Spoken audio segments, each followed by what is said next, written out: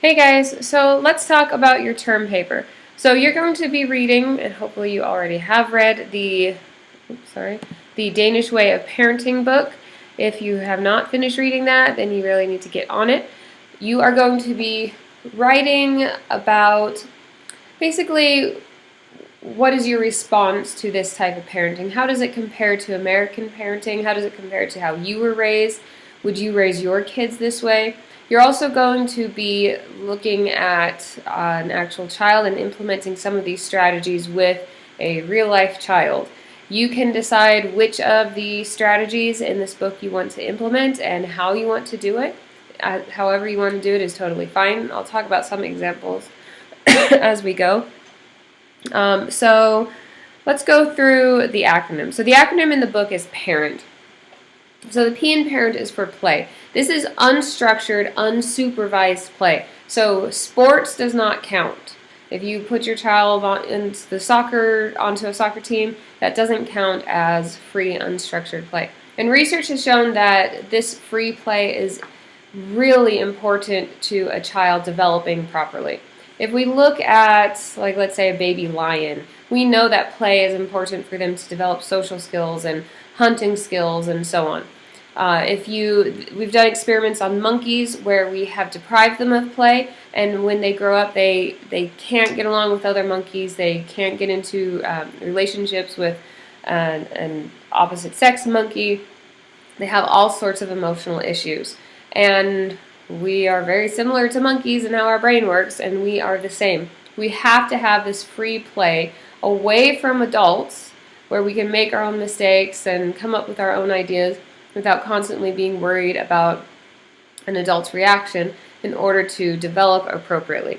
So research shows that free play alone or with friends, meaning no adults, teaches kids to be less anxious and more resilient, and it improves social skills. Also makes them feel like they're more in control of their lives, which I think we can all agree is a good thing to be. And then it gives them more autonomy, more self-control, and decreases, I like how this article puts it, decreases the chance of them winding up in your basement. So if you want your kids to be successful in life, you need to let them play freely. And in Denmark, that's really common. They believe kids should play, they should go out and do things. It's not unusual in Denmark to see children taking the bus by themselves. So they really value independence in children and this sort of free play. So some things you could do with other kids is send them into the backyard or send them outside to play without you watching them, and especially without screen, right? Have them do something that does not involve an electronic screen. You could create a play group for a kid, help them to get in contact with other kids in the neighborhood. Like I've sent my niece and nephew to a neighbor's house to try to get their kids out to play. So just get your kids out to play, or get somebody else's kids. It doesn't have to be your own, your niece and nephew, or whatever kids in your life. A is for authenticity. So Danish parents don't believe in sugarcoating life for them. So I once had a student who said that she needed to she needed to leave early because she had to go to multiple pet stores to find a fish that looked like her kid's fish, so that her kid wouldn't know that her fish had died. She wanted to make sure she had a replacement fish before the kid got home. And I said, no, absolutely not. Here you have a great learning experience for a child to learn about death when it's something little like a fish. I mean, imagine if the first experience with death is like your parent or your sibling or something, something really important to you. These experiences of emotional pain are really important and valuable for developing a strong, resilient personality, one that can handle something like death in the future or other negative things. So if you watch a Danish show, oftentimes they end badly. There are not always happy endings. If you read the original, like the original Little Mermaid was a pretty awful story. So she agrees to have her tongue cut out. To trade her tail for legs, she feels like she's constantly walking on sharp daggers. And at the end of the story, she she has to stab Eric with a dagger in order to not end up dying by a certain day, but she loves him so much that she just allows herself to die and turns into sea foam and floats away. It's a terrible story. I remember watching, there's a version that came out in the late 70s that, like, it's accurate, and I remember, like, sobbing as a child because of this movie. It's not the Disney movie. And the Danes don't change things. If you've ever read The Little Match Girl, it's about an orphan who dies of hypothermia, or any other Hans Christian Andersen tale, they usually don't end well. That's sorry, I'm still sick. That's very common for Danish stories, whether it's old ones like Hans Christian Andersen or even new ones on TV. So things you can do. Read a Hans Christian Andersen tale to the kids. Talk about something authentically. You know, don't pretend like you're always, like if your kid comes to you and says, "Oh, what's wrong? Are you okay?" Well, maybe it's okay to tell them, you know, I'm a little sad today because of whatever. You don't have to say, "Oh no, honey, it's okay. Just go play with your toys. Everything's fine," and put on a fake smile. It's okay for kids to know stuff like that. It develops empathy in them, and that's, I mean, empathy is a very important thing in life. So things like, you know, Grandma didn't go away. She died. It's okay to talk about death. It's okay to talk about the negative things. Also, overpraising is a big thing that the Danes avoid. So research shows that kids who are always told they're smart are likely to give up easily when confronted with difficult tasks. They feel that due to their alleged smartness, they shouldn't have to work hard. Trying hard makes them feel dumb, so they avoid it. So the way a Danish person would talk to their kid is, instead of saying, "Oh, you're so smart," they'd say, "Wow, you're really working hard," or "You're really good at studying," or "You've improved so much." Like when I help my nephew with reading, I tell him, "Oh, this time last year, you were not this good at reading. If you keep going, you're going to be a really good reader. Or in the future, if you keep this up, you're going to be a really smart kid." So the idea is that it's not fixed. You are not smart now. You are heading towards being smart, or you're heading towards being good at playing the piano, or being a good soccer player, or whatever. So don't overpraise. So that's something you could do in this project. You could work with a kid and try to praise them in an authentic way. So when they come to you with this like scribbled piece of artwork, or you have no idea what it is, instead of saying, "Wow, you did such a good job," you can say, "Oh, I like the colors you use," or "I like how you did this one butterfly, even though the rest is crap." That's actually a good thing to do with your kids. Pick what is truthful about it. Don't just try to inflate their ego and tell them everything's wonderful. Unless it is wonderful, and then tell them, "Wow, this is the best art that you have created," or I think this is as good as regular artists," or something like that, if it's true. But that's what the Danes really focus on, is this true? Oops, sorry. So, yeah, praise the process and the effort rather than the innate ability. "You studied hard and aced the test, good job," instead of "You're so good at math." Save it for when it's warranted, blah, blah, blah. Okay, R is for reframing. So this is about perception, looking on the bright side of things. So instead of complaining, they're grateful that they're not in the rain. This isn't just about being cheerful, and I spent some time in Denmark this past summer, and I didn't feel like they were annoyingly cheerful, but more like they acknowledge, yes, this is negative, but here's the good side of it. So I think it's a very balanced approach to life, where instead of, like in America, we often will just totally turn a blind eye to the bad things in life and just focus on the good. The Danes say, here is the bad, but also here is the good. So when your kids come home and they're being bullied or something, then you don't just say to them, "Well, you have all these other friends, just ignore that kid." You say to them, "Yeah, that's really terrible. But you know, the good thing about that is that it shows how tough you are, that you can handle this kid without stooping to his level," or something like that. You know, you're acknowledging that yes, this is a bad thing, but there's also some good about it. So you're reframing the way they're looking at the bad instead of ignoring the bad. So you could help a child to reframe something. That could be your project. One part of it is avoiding limiting language, like I hate this, I love this, I always, I never. Try not to be so global about things. Even if it's something like talking about vegetables, like I hate broccoli.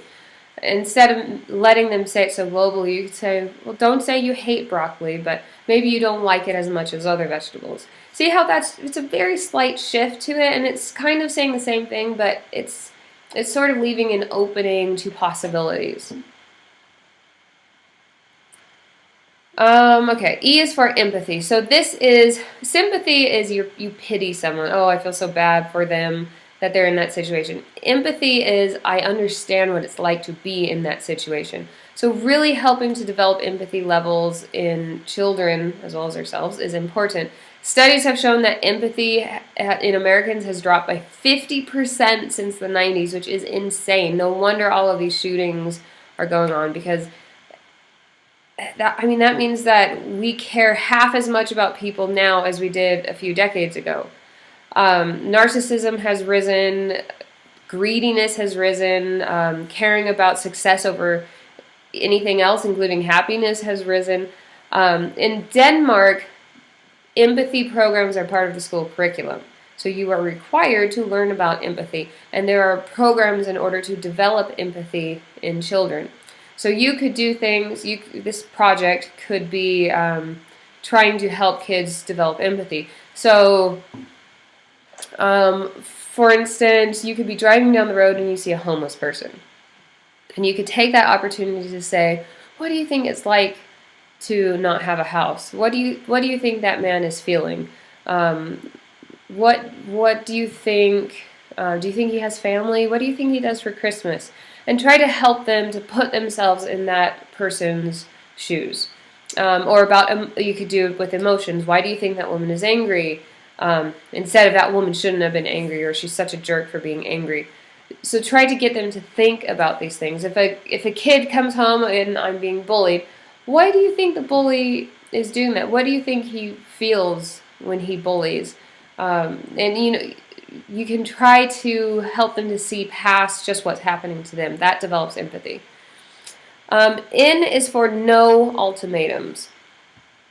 The Danes try to avoid power struggles with their kids.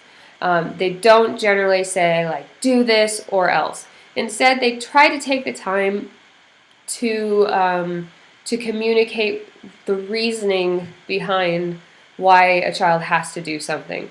So, for instance, I live on a farm, and we have cows, and some of our cows are not nice. They're very dangerous. As a matter of fact, I'm planning to get rid of them because they're so bad-tempered.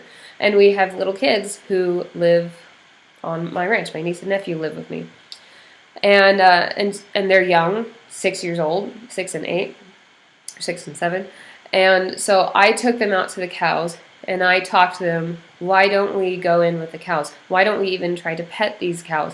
And I had them sit there and watch the cows as they, beat each other up or whatever. Do you see how strong these cows are? Do you see how much they could hurt you? And made sure they understood the reasoning. I didn't just say, don't go in with the cows. Don't ever go in with the cows or you'll be in so much trouble. And that's the end of it. I made sure they understood what the reasoning was, so that they respected the rule, and we never had a single issue with the kids around the animals. As a matter of fact, when other kids come to the property, the first thing they usually tell them is, don't go by the cows because they'll hurt you or whatever. And so they have become independently responsible, which is a term that I was told about in Denmark by a Danish friend of mine, Jens. Jens is this huge blonde Viking guy. When I saw him in Denmark this summer, he almost scared me walking up to me because I forgot how tall he was. It's like 6.5 feet tall, and big. Like if you think of a Viking, that's this guy. And he told me about that when you are raised in Denmark, your parents expect an independent responsibility. that you are supposed to be responsible on your own, that you are responsible for yourself, you're responsible for the world around you, and you are not supposed to be dependent on other people. So you should be able to be by yourself in a responsible manner, which I thought was an interesting way of putting it. All right, so things that you could do when a kid behaves, use it as an opportunity to teach and guide and nurture rather than punish. Show them that they're listening by repeating what they've said. Like, you really want to play with the iPad right now, I understand, but it's time for bed. And you need to go to bed because of whatever reasons. Try to find a win-win situation. Like, tomorrow we'll start playing the game a little earlier so we can play a little longer before bedtime. Or you can have that piece of cake, but you can only have it after dinner or whatever. So you try to work with the kid, but the most important thing is trying to help them to understand why. Like, you can't have this cake at all because you've had way too much sugar today, and sugar is really bad for you, and whatever. All right, T is for togetherness. So this is a really big part of Danish culture, something called hygge. Hygge is a word that doesn't translate well to English, but it means cozy. The coziness, the feeling of coziness that happens when you're together with your friends and it's a cold, really cold day outside, but inside the fire is warm and crackling and there's candles all around and everybody's laughing and eating pastries, and that feeling you would get in that situation. That's literally what it means. So it's not a word we have in English, but it's an amazing philosophy. So the Danish try to consciously practice hygge, try to create these moments of coziness in everything they do, and they judge things on how hyggelig it is. So how cozy is it? Is it cozy enough? They use more candles than anybody in the world. I can't remember how many pounds of candles per person they go through, but it's a lot. It's the most anywhere in the world. So it's sort of like how here in America we value freedom and liberty and the right to do our own things and to be individual, and how much that value is such a central part of American culture.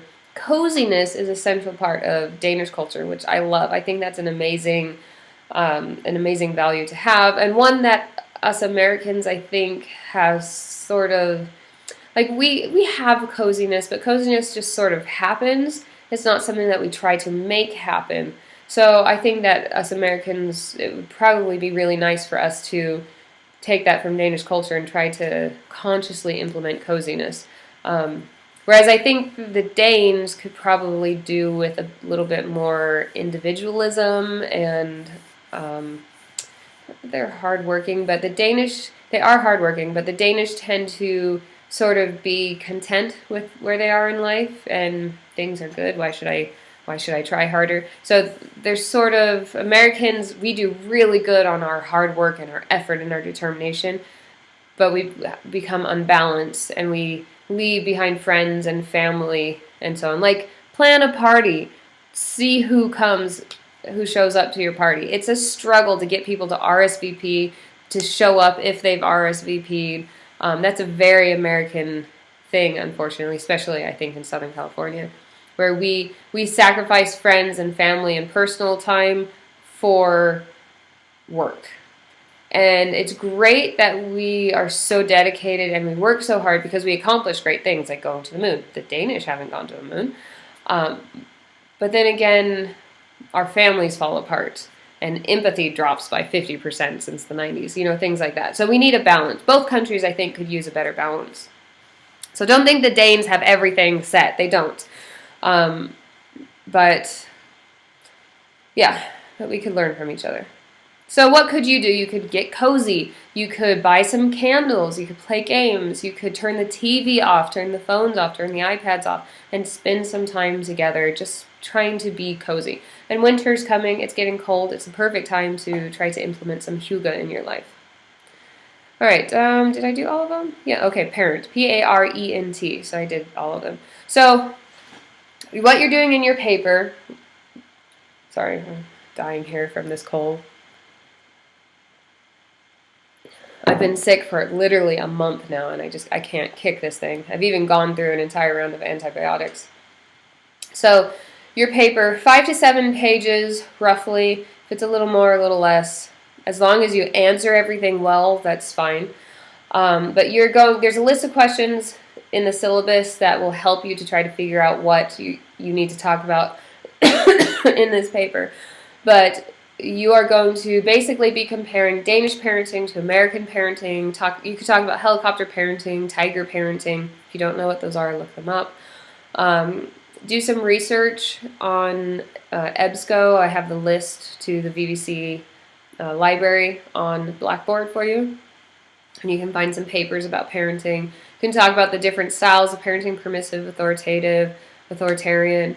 And then the most important part is you're going to actually be doing this experiment with a child, whatever child, doesn't matter. Any age is fine, probably at least toddler on up, because it's hard to really show an effect on an infant. But if you do have something interesting with an infant, feel free to write about it. It's just a suggestion for a little bit older than an infant. So, yeah. So you just compare, kind of talk about your opinion of it. How does it make you feel? Maybe compare it to your own childhood. What might you change in how you parent your current or future kids? Or if you're older and your kids are grown up, maybe how would you change things? How would you, maybe you have grandkids, what would you do different with them now? And then how did this experiment go? Did it change things with your kid's life? How did it feel for you to do this experiment? Like, if you let your kids go out and play unsupervised, did you freak out? Or were you comfortable with it? Do you like it? Would you keep doing it? How did your kids respond to it? So just sort of go through that, talk about your experience, connect it to research. You could connect it to some of the chapters of how we develop. Yeah, and I think that's it. So any format is fine, MLA, APA. I'm more interested in the content of the paper. Your English teacher can worry about about the formatting. But if you have any questions, post on the discussion board, and good luck.